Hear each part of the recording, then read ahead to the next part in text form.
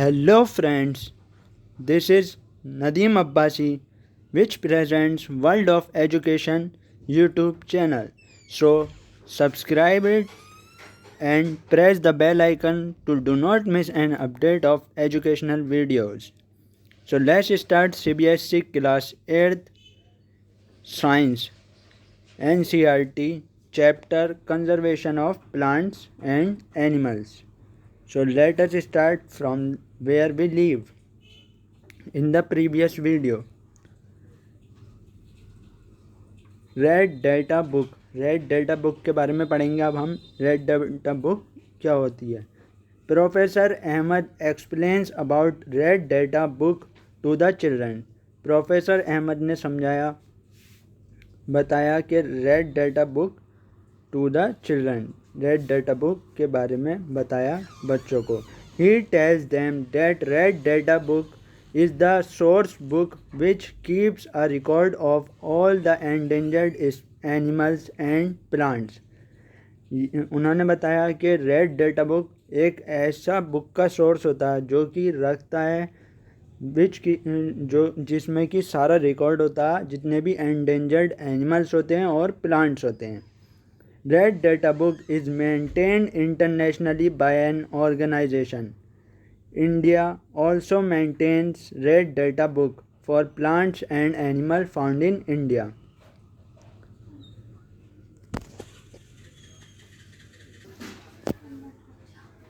Red Data Book for plants and animals found in India. Red data book को maintain करा गया internationally by an organisation. एक organisation है जो कि इंटरनेशनल यानी बाहर है, हमारे नेशन के बाहर है। By an organisation. India also maintains, Hindustan के अंदर भी रेड डेटा बुक को मेंटेन कराया जाता है प्लांट्स और एनिमल जहाँ मिलते हैं इंडिया में।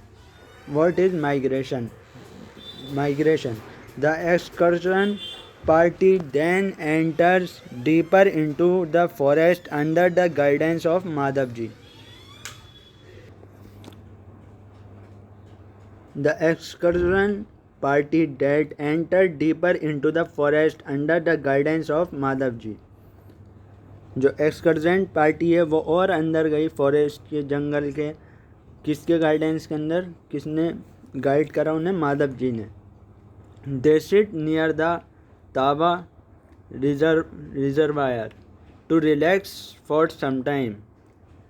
ये तावा रिजर्वायर के पास बैठ गए आराम करने के लिए कुछ टाइम के लिए। Paheli observe some of the birds near the river. Paheli ने देखा कुछ चिड़ियाओं को नियर द रिवर के पास। Madhav ji tells the children that these are migratory birds. Madhav ji ने बताया बच्चों को वो जो हैं माइग्रेटरी बर्ड्स होती हैं। These birds have flown here from other parts of the world. ये चिड़ियाएँ जो होती हैं, पंछी जो होते हैं, ये उड़ के आते हैं कहाँ से? और दूसरे पार्ट से, दुनिया के और दूसरे पार्ट से। Migratory birds fly to far away areas every year during a particular time because of climatic changes. Migratory birds क्यों उड़ के आते हैं? हर साल बहुत दूर जगहों से आते हैं ये, और इनका एक एक पार्टिकुलर समय होता है, एक निर्धारित समय होता है जिस पर, क्योंकि इसलिए आते हैं वो क्योंकि क्लाइमेट बदलता है, वहाँ का टेम्परेचर में चेंज आता है और वहाँ पर बहुत सारी चीज़ों में चेंज आता है, ह्यूमिडिटी एक्सेट्रा। तो इसलिए ये माइग्रेटरी बर्ड्स हर साल ऐसे ही मूवमेंट करते रहते हैं, इसलिए हम इनको क्या कहते हैं? माइग्रेटरी बर्ड्स, क्योंकि ये बहुत दूर से उड़ के आते हैं हर साल, क्योंकि क्लाइमेट की वजह से, जो क्लाइमेट जो चेंज होता है। They fly for laying eggs as the weather in their natural habitat become very cold and inhospitable. ये अंडे देने के लिए आते हैं जब as the weather in their natural habitat, जैसा कि इनका मौसम बदल जाता है, इनका नेचुरल हैबिटेट का मौसम बदल जाता है और बहुत ठंडा हो जाता है, बदल कर बहुत ठंडा हो जाता है और इनहॉस्पिटेबल हो जाता है। फिर ये जब जाते हैं अंडे देने के लिए अपने हैबिटेट में। Birds who cover long distance to reach another land are known as migratory birds. ऐसी चिड़ियाँ जो बहुत लंबा डिस्टेंस कवर करती है, बहुत लंबी दूरी तय करती है, टू रीच अनदर लैंड, दूसरी जगह पहुंचने के लिए, तो उसको हम क्या कहते हैं? Migratory birds. माइग्रेटरी, जो माइग्रेशन होता है एक जगह से दूसरी जगह जाना, यानी from one place to another, तो ऐसे ही है माइग्रेटरी बर्ड्स। अब ये माइग्रेशन अगर पंछी कर रहे हैं, चिड़िया कर रही है या बर्ड्स कर रही हैं, तो ये क्या हुआ? Migratory birds. Recycling of paper, paper को रिसाइकिल करने के बारे में पढ़ते हैं। Professor Ahmad draws attention to the children to another cause of deforestation. Professor Ahmad ने अटेंशन करी, बच्चों को बताया टू अनदर कॉज ऑफ एक दूसरा कारण है डिफॉरेस्टेशन का। He tells them that it takes 17 full grown trees to make 1 ton of paper. उन्होंने बताया कि पूरे 17 पूरी तरीके से उगे हुए पेड़, पूरी तरीके से ग्रोन, पूरी तरीके से मैच्योर पेड़, टू मेक 1 टन ऑफ, उससे 1 टन पेपर बनता है 17 पूरी तरीके से उगे हुए पेपर से। Therefore we should save paper, इसी वजह से हमें पेपर को सेव करना चाहिए। Professor Ahmad also tells that paper can be recycled 5 to 7 time for use. Professor Ahmad ने बताया कि पेपर को हम रिसाइकिल कर सकते हैं 5 से 7 बार अपने इस्तेमाल करने के लिए। If each student save at least 1 sheet of paper in a day, अगर हर एक बच्चा एक शीट पेपर की बचाता है एक दिन में, we can save many trees in a year, तो फिर हम बहुत सारे पेड़ों को बचा सकते हैं एक साल में। We should save reuse paper, use paper and recycle it, हम उसे बचा सकते हैं, दोबारा से यूज़ कर सकते हैं, और जो कि पेपर हमने इस्तेमाल करा है रिसाइकिल करके, और उसे रिसाइकिल कर सकते हैं। By this we not only save trees but also save energy water needed for manufacturing plants. ऐसे करके हम खाली पेड़ को ही नहीं बचा सकते, बल्कि एनर्जी को भी बचा सकते हैं और पानी को भी, जो कि पेपर बनाते हुए हमें इस्तेमाल होती है। More over the amount of harmful chemicals used in paper making will be reduce, और जो हार्मफुल केमिकल का इस्तेमाल किया जाता है पेपर बनाने के लिए, तो वो भी कम हो जाएगा। Is there any permanent solution to the problem of deforestation, कोई ऐसा परमानेंट सॉल्यूशन है जो कि हमारी जो डिफॉरेस्टेशन हो रहा है, इससे जो प्रॉब्लम हो रही है, क्या इसका कोई परमानेंट सॉल्यूशन है? Reforestation, next topic. Professor Ahmad suggest that the answer to deforestation is reforestation. तो प्रोफेसर अहमद ने बताया कि डिफॉरेस्टेशन का जवाब जो होता है वो होता है reforestation. Reforestation is restocking of the destroyed forest by planting new trees. Reforestation का मतलब यह होता है दोबारा से स्टॉक करना, दोबारा से रीस्टॉकिंग, जो कि पेड़ ख़त्म हो गए हैं, डैमेज हो गए हैं या डिस्ट्रॉय हो गए हैं जंगलों से, तो हम नए प्लांट लगा सकते हैं। प्लांटिंग न्यू ट्रीज, कैसे रीस्टॉक कर सकते हैं? जो कि पेड़ ख़त्म हो गए हैं, नष्ट हो गए हैं, बर्बाद हो गए हैं, तो हम नए प्लांट लगाकर उसे रीस्टॉक कर सकते हैं। तो इसी को हम क्या कहते हैं? Reforestation. The planted trees should generally be of the same species which are found in that plant. जो हमने पेड़ लगाया है वो भी सेम स्पीशीज़ का होना चाहिए जो कि फाउंड करा गया फॉरेस्ट में, जो कि जंगल में पाया जाता है, उसी स्पीशीज़ का हम लगा देंगे तो उसे क्या कह देंगे हम? Reforestation. We should plant at least as many trees as we cut. हम लोगों ने जितने पेड़ काटे हैं उतने ही पेड़ लगा देने चाहिए। Reforestation can take place naturally also, और रिफॉरेस्टेशन नेचुरली भी हो जाता है। If the deforested area is left undisturb it reestablish itself. अगर अगर डिफॉरेस्टेड एरिया को ऐसे ही छोड़ा जाए बिना कुछ उसमें डिस्टर्बेंस करे, बिना कुछ और उसमें करें, तो वो अपना आप ही रीस्टेब्लिश हो जाएगा, दोबारा उसमें नए प्लांट्स आ जाएंगे उसी स्पीशीज़ के। In natural reforestation there is no role of human beings. Natural reforestation में ह्यूमन बींग्स का कोई रोल नहीं होता। We have already cause tremendous damage to our forest. हमने पहले ही बहुत नुकसान पहुंचा दिया है हमारे जंगलों को। If we have to retain our green wealth for future generation plantation of more trees is the only option. अगर हम बचाना चाहते हैं अपनी हरी वेल्थ को, ग्रीन वेल्थ को अपने आने वाली जनरेशन के लिए, पीढ़ी के लिए, plantation of more trees is the only option. Plantation of the more trees is the only option। पेड़ों को लगाना यही एक ऑप्शन बचता है हमारे पास। Professor Ahmed told them that in India we have the Forest Conservation Act।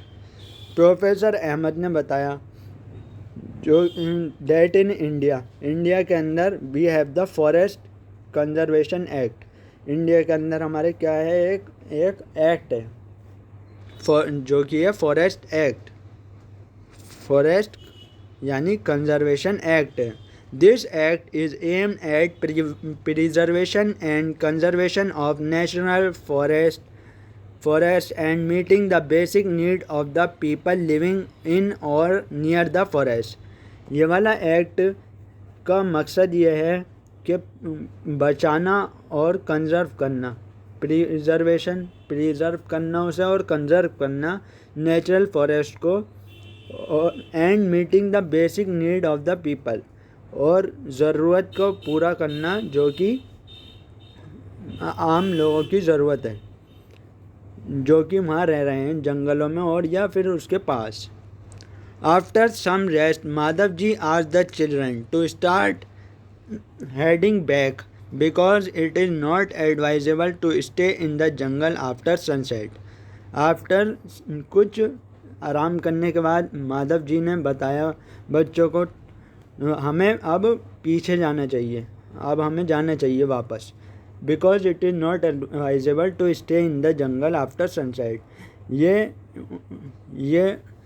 ये सलाह नहीं है, इट इज़ नॉट एडवाइजेबल कि यहाँ पर रुकना सुरक्षित नहीं है। उन्होंने एडवाइस करा जंगल में सूरज डूबने के बाद।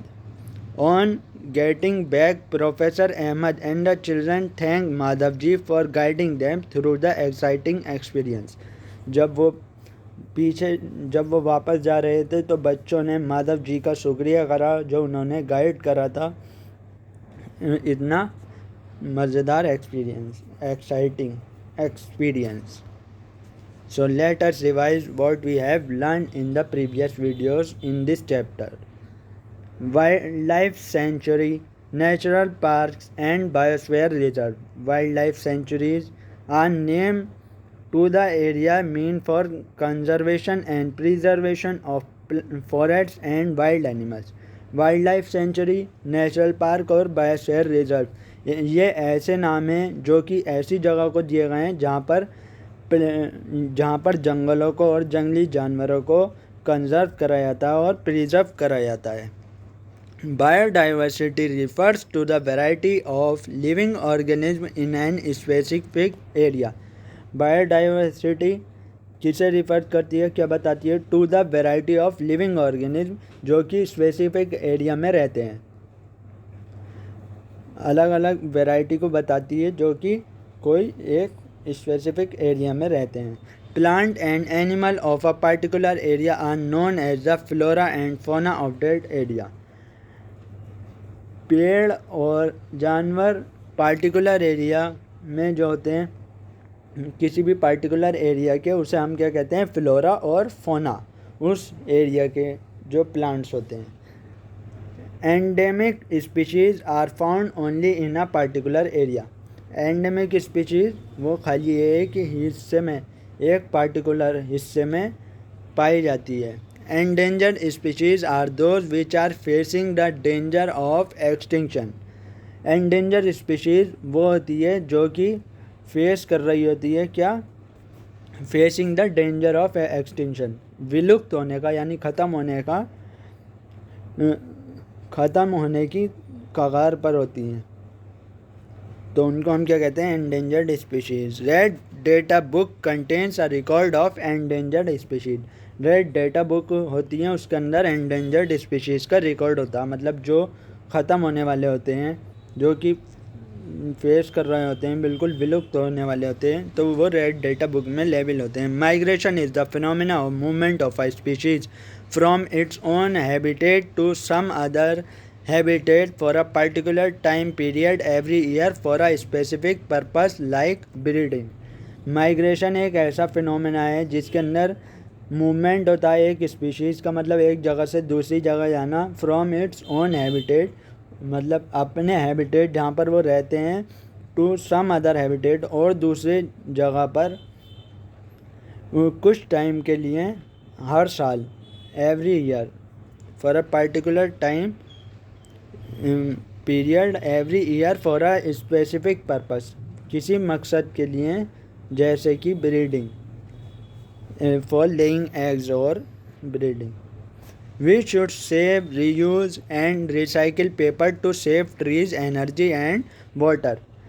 हमें बचाना चाहिए, दोबारा से इस्तेमाल करना चाहिए, रिसाइकिल करना चाहिए पेपर का, ताकि हम पेड़ों को बचा सकें, एनर्जी को और पानी को बचा सकें। Deforestation is the restocking of destroyed forest by planting new trees। Deforestation जो था वो रीस्टॉकिंग ऑफ डिस्ट्रॉयड फॉरेस्ट, दोबारा से रीस्टॉक करना डिस्ट्रॉइंग फॉरेस्ट को, कैसे दोबारा से नए प्लांट लगाकर करें। हमने इस चैप्टर में ये कीवर्ड्स पढ़े, biodiversity, biosphere reserve, deforestation, desertification, ecosystem, endangered species, endemic species, extinct, fauna, flora, migration, birds, national park, red data book, reforestation, sanctuary, etcetera. So friends, if you have any doubt in my any video classes, so ask me in my comment box. Thank you, and please subscribe now my YouTube educational video channel and press the bell icon to do not miss for any information of educational videos. So like, share and comment. Thank you.